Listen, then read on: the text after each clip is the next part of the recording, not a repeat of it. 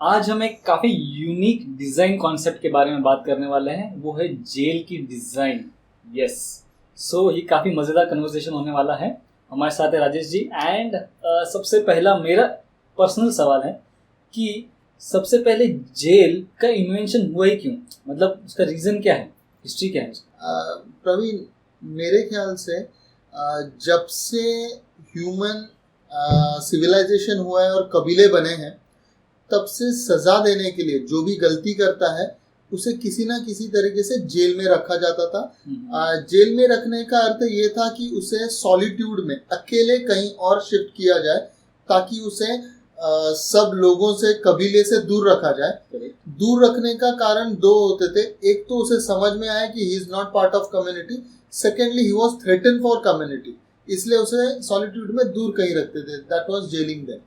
So basically gelling concept से क्या achieve करना चाह रहे हैं ह्यूमंस, बेसिकली मतलब उनका रीज़न क्या है? और वैसे थोड़े कुछ समय के लिए भी जेलें होती हैं कि आपको 2 साल की सज़ा होती है, 7 साल की सज़ा होती है। सो बेसिकली टाइम पीरियड से जेल का क्या कनेक्शन है? पॉइंट ऐसा है कि अभी we started understanding jail as one form of punishment as well as an correction place.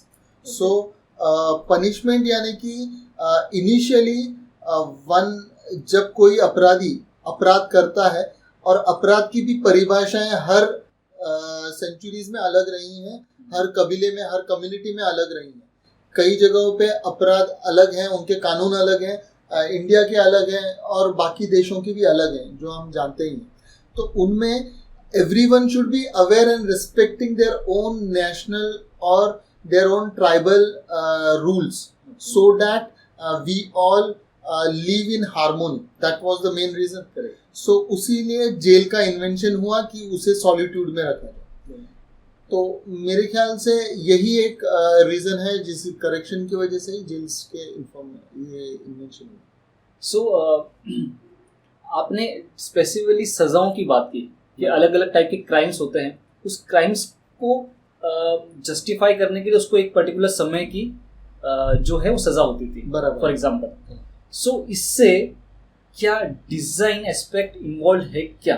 यानी कि मैं अपना करेक्शन कर देता हूँ क्वेश्चन में, if a type of crime decides a type of jail या फिर a section inside a jail. देखिए, जैसे कि हम जानते हैं कि जब से ट्राइब्स हुए और जब से नेशन का जो थ्योरी है वो तो नया है, mostly just after world war सब नेशन का थ्योरी इवॉल्व हुआ है। उसके पहले ट्राइब और एरियाज और किंग एंड किंगडम की थ्योरी थी।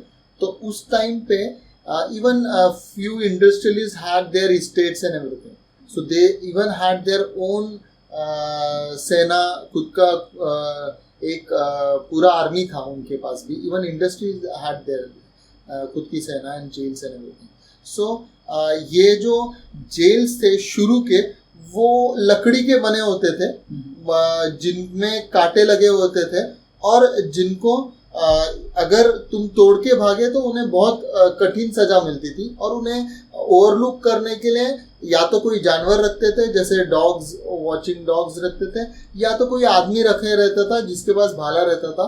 अगर वो कुछ ज़्यादा हिला डुल करते थे या तोड़ने की कोशिश करते थे तो भाले से उन्हें पोक किया जाता था। So that were the earlier jail concept. Moreover earlier jail concept were that उन्हें पूरा हेडरूम या बॉडी रूम दिया नहीं जाता था। वो एकदम कंजेस्टेड छोटा से 4 फुट बाय 3 फुट के बॉक्स के अंदर जिधर ह्यूमन को ढकेला जाता था, और उसे सिर्फ वेंटिलेशन जितना जगह दिए के बाकी पैक किया जाता था। एक चीज़ मुझे मेरे दिमाग में आ रही है कि ये जो सज़ाएं दी जाती थी वो आज की डेट में तो टाइम पीरियड की होती है, जैसे 1 साल की सज़ा, 3 साल की, 5 या 7 साल की।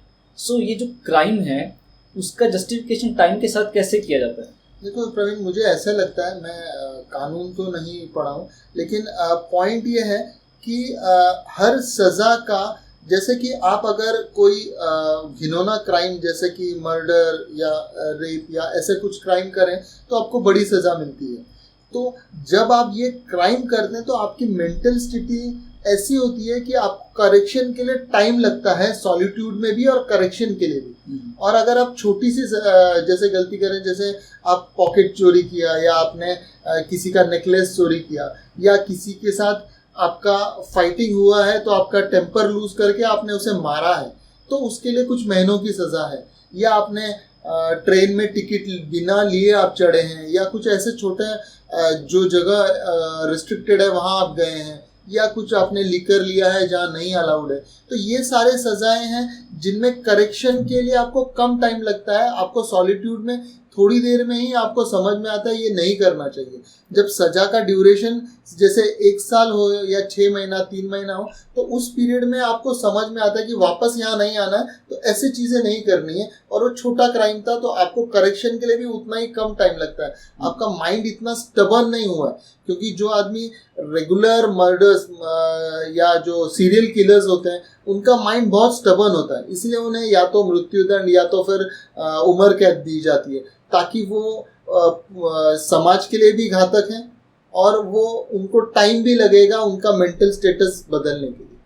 आपने कहा कि सबसे पहला जो मेरा सवाल था, आप समाज से, कम्युनिटी से उनको दूर रखा जाता था। सो बेसिकली सबसे पहले डिज़ाइन एस्पेक्ट में वही एरिया कवर होता है कि उसका लोकेशन क्या रखेंगे एक जेल का, वो सिटी से या फिर कम्युनिटी से कितना दूर होगा एग्जैक्टली। ये अच्छा सवाल पूछा आपने। जनरली जेल्स जो बनाए जाते थे, जब से जेल कंसेप्ट आया है, प्रोफेशनली जेल, यानी कि हम कानून और पुलिसिंग जब से करने लग गए और कानून व्यवस्था जब से बनने लग गई, तब से उन्होंने कंसेप्ट जेल के आए। तो जेल भी 2-3 तरीके हुए। एक है आप रिमांड में लेते हैं, पुलिस स्टेशन के अंदर ही जो जेल्स रहते हैं वो वैसे जेल्स होने लगे, तो वो जेल्स तो पुलिस स्टेशन के पास या अंदर ही रहते थे। फिर अगर आपको सज़ा दी गई है और वो सज़ा कितनी गंभीर है, आप कितना गंभीर अपराध है, उस अनुसार जेल्स तय होते थे। जैसे कि डिस्ट्रिक्ट जेल है जहाँ कम सज़ा वाले लोगों को दिया जाता, जिनका क्राइम छोटा या कम होता था, जिन्हें टाइम ड्यूरेशन 2 साल या 3 महीना 4 महीने, महीनों या साल 2 साल में। और उसके बाद जो बहुत गिनौने अपराध थे, जैसे terrorism, murders, serial killings, rapes and other things, so इन सब अपराधों के लिए सेंट्रल जेल होती है, जो हर राज्यों में आज के तारीख में एक है। भारत की बात करें तो दिल्ली में है, मुंबई में है, हर राज्य में एक एक सेंट्रल जेल मिनिमम एक है। तो यहाँ पे जो ज़्यादा अपराध, बड़ा घिनौना अपराध है, जिनकी सज़ा 2 साल से ऊपर है, 6, 7, 5 साल या 15, 14 साल, या जिन्हें फांसी की सज़ा सुनाई गई है, वो लोग इन जेलों में भेजे जाते हैं। ये जेल्स थोड़े इनिशियली सॉलिट्यूड एरियाज में, थोड़े से रिहायशी एरिया से अलग, जैसे तड़ीपार एरिया कहते हैं, उन एरियाज में होते थे। लेकिन अभी अर्बनाइजेशन इतना होने की वजह से कि वो उन जेलों के आजू बाजू में भी बहुत ज़्यादा बिल्डिंग्स, टावर्स और रेसिडेंशियल एरिया बनने लग गया है। तो अभी जेल्स के लिए नए डिज़ाइन सोचने पड़ेंगे। डिज़ाइन में आप बात कर रहे हैं, सो बेसिकली सबसे बेसिक एस्पेक्ट ऑफ जेल की जब हम बात कर रहे हैं, तो डिज़ाइन में क्या चीज़ सबसे पहले कवर होती है, सिक्योरिटी या फिर ओवरऑल मटेरियल किससे बिल्ड करेंगे उससे? बराबर है प्रवीण। इनिशियल जेल डिज़ाइंस जब जेल बनने चालू हुए, वो ऐसे हुए, मैं अभी सेंट्रल या डिस्ट्रिक्ट जेल्स की बात कर रहा हूँ, उनमें पहले या तो रेक्टेंगुलर होते थे और जिनमें कंपार्टमेंट्स होते थे। Compartments hardly 7-8 foot by 10 foot के होते थे, उसी के अंदर सेल्फ सस्टेनिंग एक टॉयलेट होता था, बस दैट इज इट। और ये सिर्फ एक रेक्टेंगुलर एल टाइप बॉक्स होता था, ग्राउंड फ्लोर होता था। लेकिन इन जेल्स में कोई कम्युनिटी एरिया या सब एक साथ आएंगे ऐसा कुछ नहीं था। सर्वेलेंस के लिए हमेशा 1 या 2 ऑफिसर वहाँ घूमते ही रहते थे 24 घंटे, या नज़र रखनी पड़ती थी, जो कि फिर पुलिस अथॉरिटीज़ ने भी ये समझा कि ये मुश्किल काम है, हमारे भी मैन पावर और टाइम पीरियड अननेसेसरी जा रहा है। तो उन्होंने ऐसा किया कि एक तो फिर एक और कंसेप्ट आया, that is human rights of the prisoners as well. You should treat them as humans as well. And that is rather than looking at jail as punishment centres, let us look at correction centres. So इस concept से फिर community hall बनने लगे jail में कि ये सारे जो प्रिजन्स थे इनमें वो शाम को, रात को या दोपहर के टाइम में जाते थे, टाइम पीरियड से, और फिर कम्युनिटी एरिया में आके लंच या डिनर या फिर कम्युनिटी में बात भी कर सकते थे। जो बहुत बड़े अपराधी नहीं थे, जिन्हें अंडा सेल जैसी जगह नहीं रखे देते, उन लोग बात भी कर सकते थे आपस में एक साथ एक दूसरे, ताकि उन्हें सोशलाइजेशन का मौका मिले, करेक्शन के बारे में सोचा जाए। यहाँ पे एजुकेशन भी देने के प्रावधान था, यहाँ पे कुछ अच्छे प्रवचन दिए जाते थे ताकि उनमें करेक्शन की सब भावनाएं आए। तो ये इनिशियल डिजाइन्स थी जेल्स की। जब बहुत पहले यानी कि 19th century, early 19th century में जेल बनना चालू हुए, पुलिसिंग ये कंसेप्ट हुआ, नेशनल कंसेप्ट हुआ, तब जेल्स उन्होंने बनाए या तो आइलैंड्स में या तो ऐसे माउंटेन्स में या ऐसे जगह पे जहाँ पे रिहायशी एरिया कम, थोड़ा सॉलिट्यूड में बनाए। और जेल का जो जनरल प्लान होता था उसमें एक बड़ी कंपाउंड वॉल ये और विद बार्ब वायर, ये कंसेप्ट के साथ बीच में प्लानिंग होती थी जी।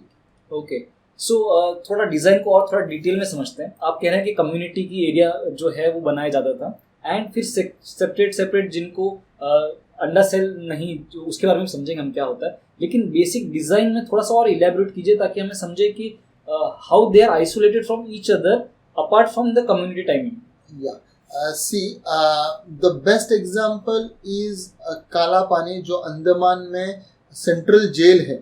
वो एक जेल का उस वक्त का सबसे बढ़िया डिज़ाइन उदाहरण है। अब हम बढ़िया डिज़ाइन उदाहरण कह रहे हैं, लेकिन उस वक्त भारतीयों के लिए वो एक बहुत खौफनाक जगह थी। काला पानी गया तो आदमी वापस नहीं आता। ये actually this is the line what the Britishers wanted to tattoo on our mind कि एक बार काला पानी आपको हो गया तो आप वापस नहीं आ सकते।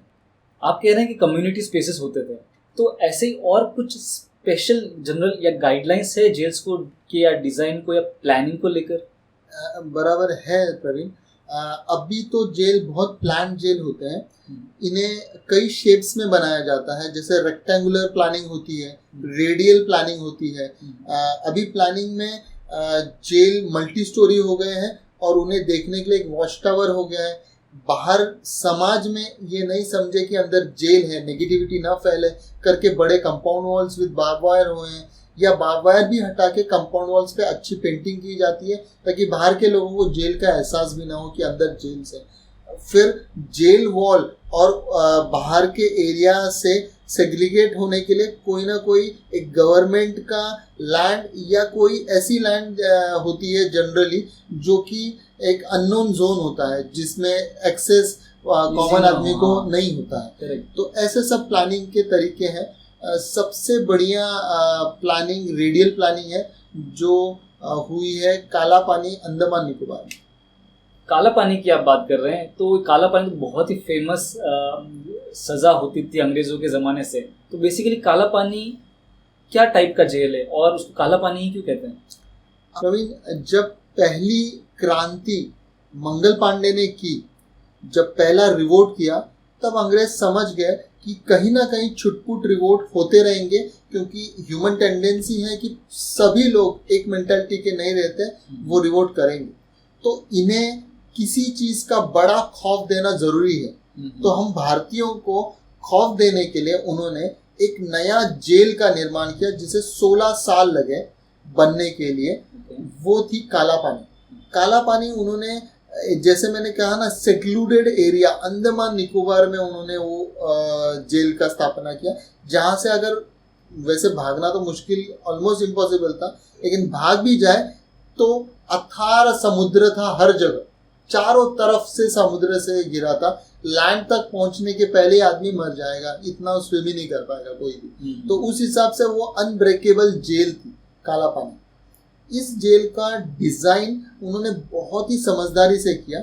उन्होंने रेडियल डिज़ाइन किया। इसमें 7 पंखे थे, 7 जैसे पंखे के ब्लेड होते हैं वैसे, और ये मल्टी स्टोरी था ताकि ज़्यादा लोग अकोमोडेट कर सकें।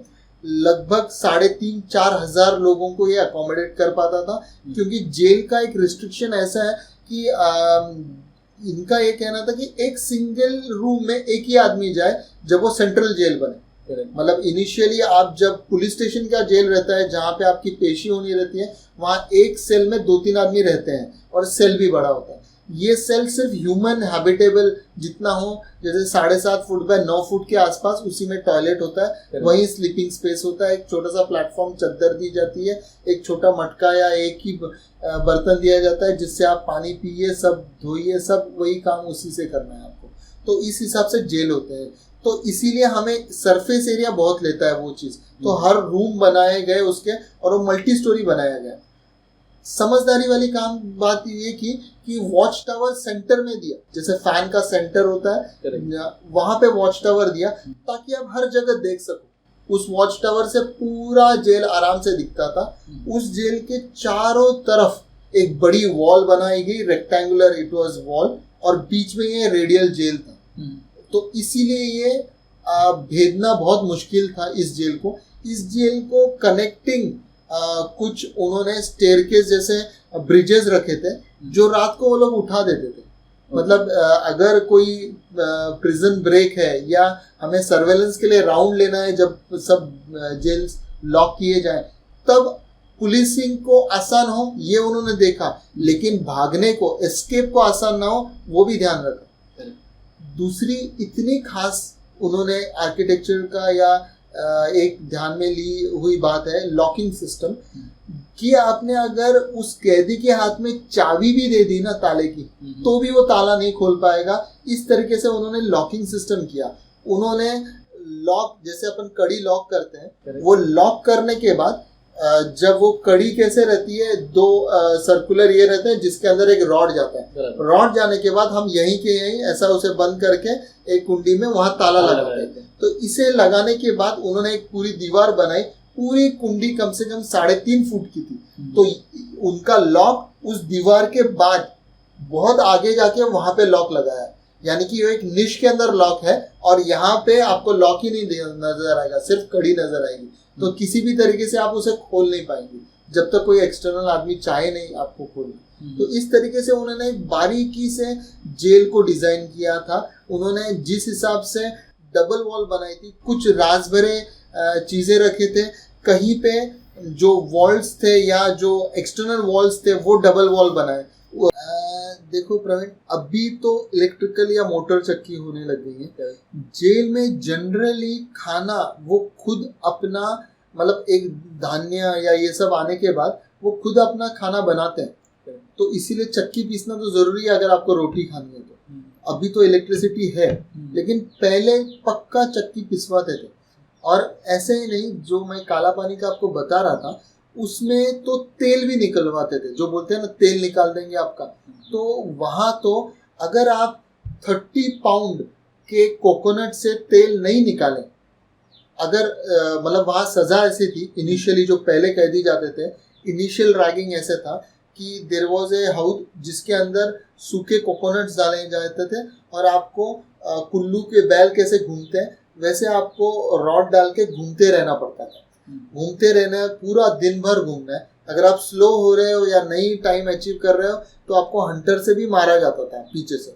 और ये घूमते रह के इट वाज, मतलब उनको भी उन्होंने एक प्रोसेस में डाल दिया था कि आपको मिनिमम 30 पाउंड्स ऑफ पूरा कोकोनट का तेल निकालना।